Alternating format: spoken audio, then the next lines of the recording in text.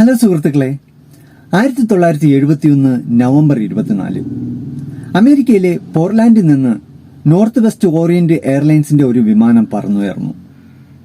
അടുത്തുള്ള സിയാറ്റിൽ നഗരത്തിലേക്കുള്ള വെറും 30 മിനിറ്റ് മാത്രം ദൈർഘ്യമുള്ള ചെറിയൊരു വിമാന സർവീസായിരുന്നു അത്. ഈ വിമാനത്തിൽ അധികം യാത്രക്കാരൊന്നും ഉണ്ടായിരുന്നില്ല. 36 യാത്രക്കാരും 6 ജീവനക്കാരുമായിരുന്നു ഉണ്ടായിരുന്നത്. എന്നാൽ ഈ വിമാനത്തിൽ ഒരു ഹൈജാക്കർ ഉണ്ടായിരുന്നതായി ഈ യാത്രക്കാരിൽ ആരും തന്നെ അറിഞ്ഞിരുന്നില്ല. ഡാൻ കൂപ്പർ എന്നായിരുന്നു ആ ഹൈജാക്കറുടെ പേര്. കാണാൻ വളരെ വെൽ ലുക്ക്ഡ് ആയിട്ടുള്ള കറുത്ത പാന്റും വൈറ്റ് ഷർട്ടും ബിസിനസ് സ്യൂട്ടുമൊക്കെ ധരിച്ച് 40 വയസ്സിന് മധ്യേ പ്രായം തോന്നിക്കുന്ന വളരെ വെൽ ജെന്റിൽമാനായിട്ടുള്ള ഒരു ബിസിനസ്സുകാരനെ പോലെയായിരുന്നു അദ്ദേഹത്തെ കാണാൻ. വിമാനത്തിൽ മറ്റ് യാത്രക്കാരൊന്നുമില്ലാത്ത വിമാനത്തിന്റെ ഏറ്റവും പിൻസീറ്റിലെ നിരകളിൽ 18E എന്ന് പറയുന്ന സീറ്റിലായിരുന്നു അദ്ദേഹം ഇരുന്നിരുന്നത്. വിമാനം പറന്നുയർന്ന ഉടനെ തന്നെ അദ്ദേഹം ഒരു എയർ ഹോസ്റ്റസിനെ വിളിച്ചു വരുത്തി അദ്ദേഹം സ്വയം പരിചയപ്പെടുത്തി. എന്റെ പേര് ഡാൻ കൂപ്പർ എന്നാണ്. എയർ ഹോസ്റ്റസ് അവളുടെ പേരും പറഞ്ഞു. എന്റെ പേര് ഫ്ലോറൻസ് ഷാഫ്നർ എന്നാണ്. What can I do for you sir? താങ്കൾക്ക് വേണ്ടി ഞാൻ എന്താണ് ചെയ്യേണ്ടത്? അപ്പോൾ തന്നെ ഡാൻ കൂപ്പർ ഒരു പുഞ്ചിരിയോടെ ഒരു പേപ്പറിൽ എഴുതിയ ഒരു കുറിപ്പ് ആ എയർ ഹോസ്റ്റസിന് കൊടുക്കുകയാണ്. 23-കാരിയായ ഫ്ലോറൻസ് ഷാഫ്നർ എന്ന് പറയുന്ന ആ എയർ ഹോസ്റ്റസ് ഈ മനുഷ്യൻ തന്നോട് ശൃംഗരിക്കുവാൻ ശ്രമിക്കുകയാണെന്ന് തെറ്റിദ്ധരിച്ച് ആ കുറിപ്പ് വായിക്കാതെ അവളുടെ ഡ്രസ്സിന്റെ പോക്കറ്റിലേക്ക് ആ കുറിപ്പിടുകയാണ്. ഇത് കണ്ട കൂപ്പർ അവളോട് പറഞ്ഞു, ആ കുറിപ്പെടുത്തൊന്ന് വായിക്കണം, എന്റെ പക്കൽ ഒരു ബോംബുണ്ട്. ഉടൻ തന്നെ ഷാഫ്നർ ആ കുറിപ്പെടുത്തൊന്ന് വായിച്ചു. മിസ്, എന്റെ ബ്രീഫ് കേസിൽ ഒരു ബോംബുണ്ട്. താങ്കൾ എന്റെ അടുത്തിരിക്കുവാൻ ഞാൻ ആഗ്രഹിക്കുന്നു എന്നതായിരുന്നു ആ കുറിപ്പിൽ എഴുതിയിരുന്നത്. ഷാഫ്നർ വളരെ നിശബ്ദമായി കൂപ്പറിന്റെ അരികിലിരുന്നു. പക്ഷേ അയാളുടെ പക്കൽ ശരിക്കും ഒരു ബോംബുണ്ടെന്ന് അവൾക്ക് വിശ്വസിക്കുവാൻ കഴിഞ്ഞില്ല. അതുകൊണ്ട് തന്നെ കൂപ്പർ തന്റെ സൂട്ട് കേസ് അവളെ കാണിക്കുവാനായി തുറന്നു. ചില ചുവന്ന സിലിണ്ടറുകളും വയറുകളും വലിയ സിലിണ്ടർ ബാറ്ററികളുമെല്ലാം കൂടിക്കടുപ്പിച്ച ഒരു നിലയിലായിരുന്നു ആ സൂട്ട് കേസിനുള്ളിലെ കാഴ്ച. അതൊരു ബോംബാണെന്നതിൽ സംശയമില്ല. കൂപ്പർ എയർ ഹോസ്റ്റസിനോട് തന്റെ ആവശ്യങ്ങൾ ഉന്നയിച്ചു. അന്ന് വൈകുന്നേരം 5 മണിക്കകം തന്നെ $2,00,000 അദ്ദേഹത്തിന് വേണം. അതും പണമായി തന്നെ വേണം. ഇപ്പോൾ പറന്നുകൊണ്ടിരിക്കുന്ന വിമാനം ലക്ഷ്യസ്ഥാനത്തെത്തുമ്പോൾ കൂടുതൽ പറക്കുന്നതിനാവശ്യമായിട്ടുള്ള ഇന്ധനം നിറയ്ക്കണമെന്നും ആവശ്യപ്പെട്ട പണം അതൊരു വലിയ ബാഗിലാക്കി കൂടെ 4 പാരച്യൂട്ടുകളുമടക്കം ആ വിമാനത്തിൽ കൊണ്ടുവയ്ക്കണമെന്നും അദ്ദേഹം ആവശ്യപ്പെട്ടു. അല്ലാത്ത പക്ഷം വിമാനം പൊട്ടിത്തെറിക്കുമെന്നും അദ്ദേഹം മുന്നറിയിപ്പ് നൽകി. വിമാനത്തിലെ മറ്റ് യാത്രക്കാരും തന്നെ ഈ സംഭവവികാസങ്ങളൊന്നും അറിയുന്നുണ്ടായിരുന്നില്ല. എയർ ഹോസ്റ്റസ് ആയിരുന്ന ഫ്ലോറൻസ് ഷാഫ്നർ ഈ സംഭവം മറ്റ് യാത്രക്കാരൊന്നും അറിയാതിരിക്കാൻ പ്രത്യേകം ശ്രദ്ധിച്ചിട്ടുണ്ടായിരുന്നു. അവൾ നിശബ്ദമായി കോക്പിറ്റിലേക്ക് പോയി. കൂപ്പറിന്റെ കുറിപ്പ് ആ പൈലറ്റുകാരെ കാണിക്കുന്നു. മറ്റൊരു എയർ ഹോസ്റ്റസായ ടീന മക്ലിയോഡ് ഈ കാര്യങ്ങളെല്ലാം വിവരിക്കുകയും അവൾ കൂപ്പറിന്റെ അടുത്ത് ചെന്നിരിക്കുകയും ചെയ്തു. ഈ 2 എയർ ഹോസ്റ്റസുമാരുടെ സഹായത്തോടെ വിമാനത്തിന്റെ കോക്പിറ്റിലും കൂപ്പറുമായിട്ടുള്ള ബന്ധം നിലനിർത്തിക്കൊണ്ടിരുന്നു. പൈലറ്റുകാർ എയർ ട്രാഫിക് കൺട്രോളിനെ വിവരമറിയിക്കുകയും ഉടൻ തന്നെ ഈ എയർലൈനിന്റെ പ്രസിഡന്റായ ഡൊണാൾഡ് നെയ്റോബിനെ വിവരമറിയിക്കുകയും ചെയ്തു. അദ്ദേഹമായിരുന്നു ഈ വിഷയത്തിൽ ഒരു തീരുമാനമെടുക്കേണ്ടത്. തന്റെ വിമാന കമ്പനിക്ക് കനത്ത നഷ്ടം വരാൻ സാധ്യതയുള്ള ഹൈജാക്ക് വാർത്ത പുറം ലോകം അറിയാതിരിക്കുന്നതിനായി കൂപ്പറിന്റെ എല്ലാ ഡിമാൻഡുകളും അംഗീകരിച്ച് ഒരു സെറ്റിൽമെന്റ് ചെയ്ത് ഒത്തുതീർക്കാമെന്ന് ആ വിമാന കമ്പനിയുടെ പ്രസിഡന്റായ ഡൊണാൾഡ് നെയ്റോബ് തീരുമാനിക്കുന്നു. അങ്ങനെ ഹൈജാക്കറായ കൂപ്പറിന്റെ എല്ലാ ഡിമാൻഡുകളും അംഗീകരിച്ച് നടപ്പിലാക്കാമെന്ന് ഡൊണാൾഡ് നെയ്റോബ് സ്റ്റാഫുകളെ അറിയിക്കുന്നു. അതിനുശേഷം അദ്ദേഹം അന്വേഷണ ഏജൻസിയായ FBI-യുമായി കൂടിയാലോചിച്ച ശേഷം നെയ്റോബിലെ ബാങ്കുമായി സംസാരിക്കുന്നു. ആ ഒരു എമർജൻസി സിറ്റുവേഷനിൽ അത്രയും പണം ബാങ്കിൽ ഉണ്ടായിരുന്നുവെങ്കിലും അതൊന്ന് ക്രമീകരിക്കുവാൻ അവർക്ക് കുറച്ച് സമയം ആവശ്യമായിട്ടുണ്ടായിരുന്നു. എന്നാൽ മറ്റൊരു വിഷയം എന്തെന്ന് പറഞ്ഞാൽ ഈ വിമാനം പറന്നുകൊണ്ടിരിക്കുന്നത് തൊട്ടടുത്ത നഗരമായിട്ടുള്ള സിയാറ്റിനിലേക്കാണ്. ആ സിയാറ്റിൻ നഗരത്തിലേക്ക് എത്താൻ വെറും 30 മിനിറ്റിന്റെ ദൈർഘ്യം മാത്രമേ ഉണ്ടായിരുന്നുള്ളൂ. ഈ 30 മിനിറ്റ് കൊണ്ട് ഇത്രയും പണം ക്രമീകരിക്കാൻ അവർക്ക് പ്രയാസമായിരുന്നതിനാൽ വിമാനം ലാൻഡ് ചെയ്യുന്നതിന് പകരം പണം ക്രമീകരിക്കുന്ന സമയം വരെ സിയാറ്റിൻ നഗരത്തിന്റെ ആകാശത്തിലൂടെ വെറുതെ ചുറ്റിക്കറങ്ങണമെന്ന് ആ വിമാനത്തിലെ പൈലറ്റുകാർക്ക് നിർദ്ദേശം ലഭിക്കുന്നു. വെറും അരമണിക്കൂർ മാത്രം ദൈർഘ്യമുള്ള വിമാനയാത്ര ഏകദേശം 3 മണിക്കൂറോളം നീണ്ടു. എന്താണ് സംഭവിക്കുന്നതെന്ന് യാത്രക്കാർക്കൊന്നും മനസ്സിലായിരുന്നില്ല. വിമാനത്തിന്റെ ടെക്നിക്കൽ തകരാറ് കൊണ്ടാണ് വിമാനം ലാൻഡ് ചെയ്യാത്തതെന്ന് പൈലറ്റുകാർ വിമാനത്തിനുള്ളിൽ അനൗൺസ് ചെയ്തു. അതിനാൽ തന്നെ എന്തെങ്കിലും ടെക്നിക്കൽ പ്രോബ്ലം ഉള്ളതുകൊണ്ടാകാം വിമാനം ലാൻഡ് ചെയ്യാത്തത് എന്നതായിരുന്നു ആ വിമാനത്തിലെ യാത്രക്കാരെല്ലാരും വിശ്വസിച്ചിരുന്നത്. ഒടുവിൽ ഈ വിമാനം വൈകുന്നേരം 5:46 സിയാറ്റിൻ എയർപോർട്ടിൽ ലാൻഡ് ചെയ്തു. കൂപ്പറിന്റെ നിർദ്ദേശപ്രകാരം വിമാനം പ്രധാന ടെർമിനൽ കെട്ടിടത്തിൽ നിന്നും വളരെ അകലെയായിട്ടാണ് നിർത്തിയിട്ടിരിക്കുന്നത്. ഒരു എയർലൈൻ പ്രതിനിധി ഒരു വലിയ ബാഗ് നിറയെ പണവും 4 പാരച്യൂട്ടുകളുമായി ആ വിമാനത്തെ സമീപിച്ചു. 4 പാരച്യൂട്ടുകളും പണമടങ്ങിയ ബാഗും കൂപ്പറിന് കൈമാറിയപ്പോൾ ടീന മക്ലോ എന്ന് പറയുന്ന ആ ഒരു ഫ്ലൈറ്റ് അറ്റൻഡർ ഒഴികെ മറ്റ് ഫ്ലൈറ്റ് അറ്റൻഡേഴ്സിനെയും യാത്രക്കാരെയും ആ വിമാനം പെട്ട് പുറത്തേക്ക് പോകുവാൻ അദ്ദേഹം അനുവദിച്ചു. അതിനുശേഷം കൂപ്പറിന്റെ പ്ലാൻ അനുസരിച്ച് വിമാനത്തിൽ ഇന്ധനം നിറച്ച ശേഷം വീണ്ടും ആ വിമാനം പറന്നുയർന്നു.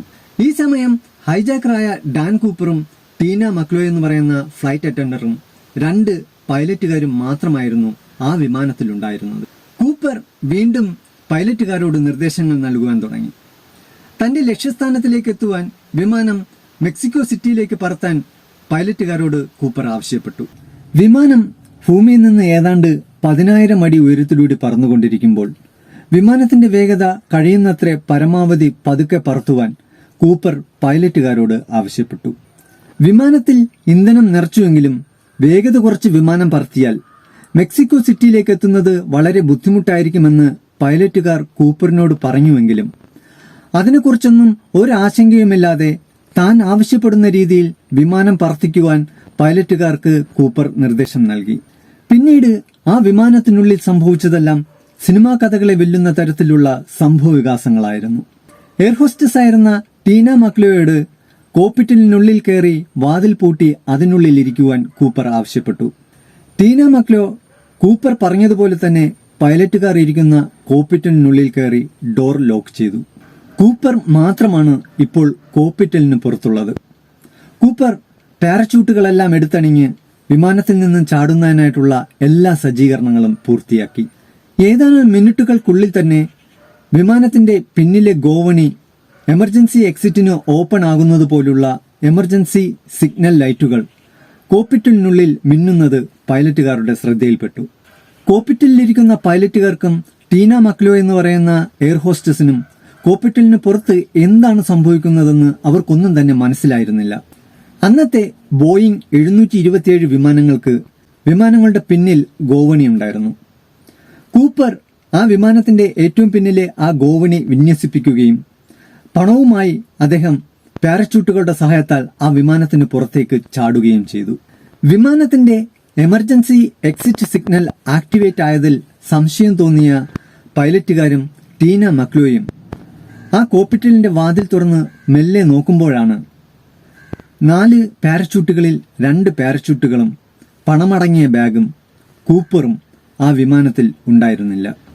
വിമാനത്തിന്റെ പിൻവശത്തെ ഗോവണി ഓപ്പൺ ചെയ്ത് പണവുമായി കൂപ്പർ പാരച്യൂട്ടുകളുടെ സഹായത്താൽ ചാടിയിരിക്കുന്നതായി അപ്പോഴാണ് അവർക്ക് ബോധ്യമായത്.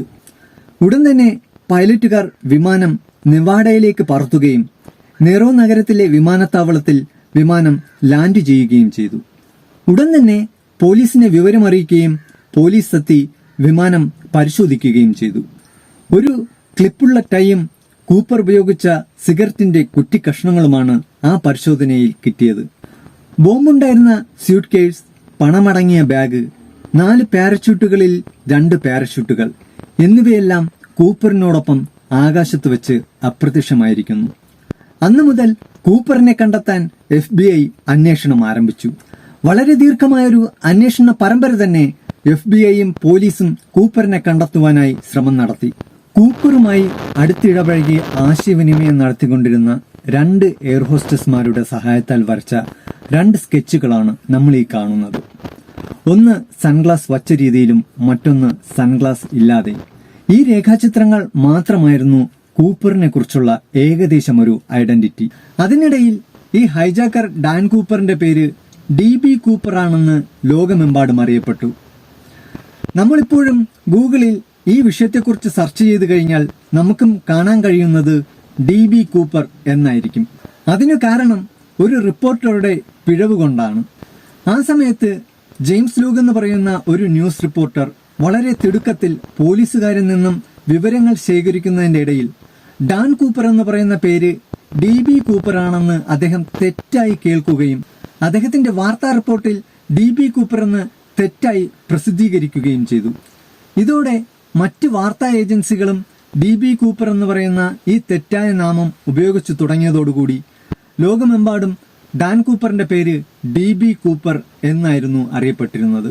ഇതേസമയം രഹസ്യാന്വേഷണ ഏജൻസികളും പോലീസും FBI എല്ലാം തന്നെ ഈ ഹൈജാക്കറെ പിടികൂടുന്നതിനായി പഴുതടച്ച അന്വേഷണം നടത്തുന്നുണ്ടായിരുന്നു. കൂപ്പറിന്റെ രേഖാചിത്രങ്ങളും അദ്ദേഹത്തിന് അന്ന് നൽകിയ നോട്ടുകെട്ടുകളുടെ സീരിയൽ നമ്പറുകളുടെ ലിസ്റ്റും എല്ലായിടത്തും പബ്ലിസിറ്റി ചെയ്തു.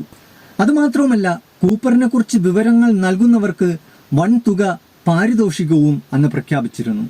FBI പ്രാഥമിക നിഗമനത്തിൽ കൂപ്പർ ആ വിമാനത്തിൽ നിന്ന് ചാടുന്നതിന് മുമ്പ് അദ്ദേഹം ആ പണമടങ്ങിയ ബാഗ് തന്റെ ശരീരത്തോട് ചേർത്ത് കെട്ടിയിരുന്നതായാണ് അവർ അനുമാനിച്ചിരുന്നത്.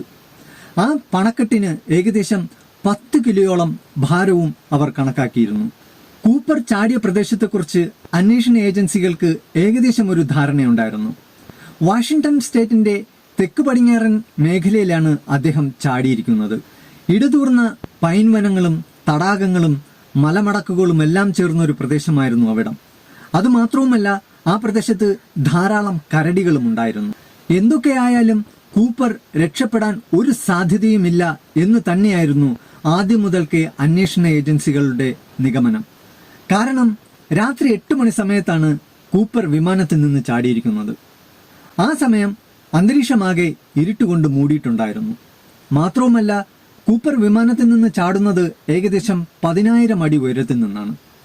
ഏകദേശം 5,000 അടി താഴേക്കെത്തുമ്പോഴേക്കും ആ ഒരു പ്രദേശമാകെ മഴമേഘങ്ങൾ കൊണ്ട് മൂടിയിട്ടുണ്ടായിരുന്നു. അതുമാത്രവുമല്ല, താഴെ മഴ പെയ്യുന്നുണ്ടായിരുന്നു.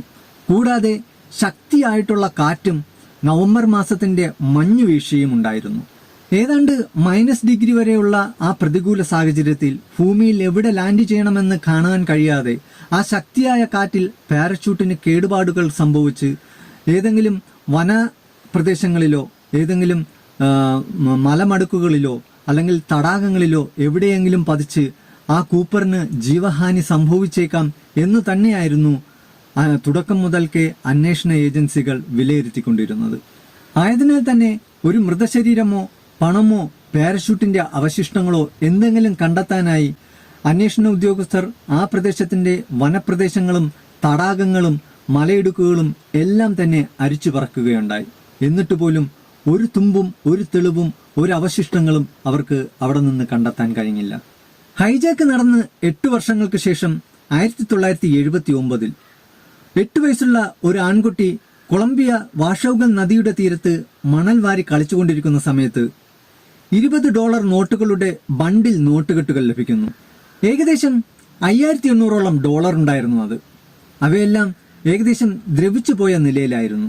അന്വേഷണ ഉദ്യോഗസ്ഥർ ആ നോട്ടുകെട്ടുകൾ പരിശോധിച്ചപ്പോൾ 8 വർഷങ്ങൾക്ക് മുമ്പ് കൂപ്പറിന് കൊടുത്ത അതേ സീരീസ് നമ്പർ നോട്ടുകൾ തന്നെയായിരുന്നു അത്. അന്ന് കൂപ്പർ വിമാനത്തിൽ നിന്ന് ചാടുന്ന സമയത്ത് അന്നത്തെ മോശം കാലാവസ്ഥയിൽ ദിശ മാറി ഈ വാഷൌഗൽ നദിയുടെ തീരത്ത് അദ്ദേഹം എത്തപ്പെട്ടേക്കാം, അല്ലെങ്കിൽ ഈ വാഷൌഗൽ നദിയിൽ വീണ് അദ്ദേഹം ഒഴുക്കിൽപ്പെട്ടേക്കാം എന്നുള്ള നിഗമനങ്ങളിലേക്ക് അന്വേഷണ ഉദ്യോഗസ്ഥർ എത്തി. എന്നിരുന്നാലും ആരാണ് കൂപ്പർ? എവിടെയാണ് അദ്ദേഹം?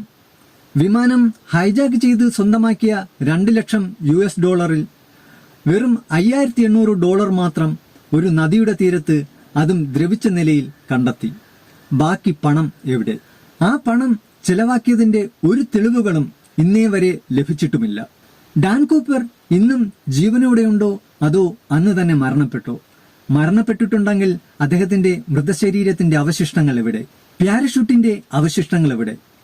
ഈ ചോദ്യങ്ങൾക്ക് ഇപ്പോഴും ഉത്തരമില്ലാതെ വിസ്മൃതിയിലാണ്ട് കിടക്കുകയാണ്. FBI അന്വേഷണ ചരിത്രത്തിൽ ഡാൻ കൂപ്പറിന്റെ ഈ വിമാന ഹൈജാക്കിംഗ് കേസ് ഇതുവരെയും തെളിയിക്കപ്പെട്ടിട്ടില്ല. 800ഓളം പേരെ കസ്റ്റഡിയിലെടുത്ത് ചോദ്യം ചെയ്തു.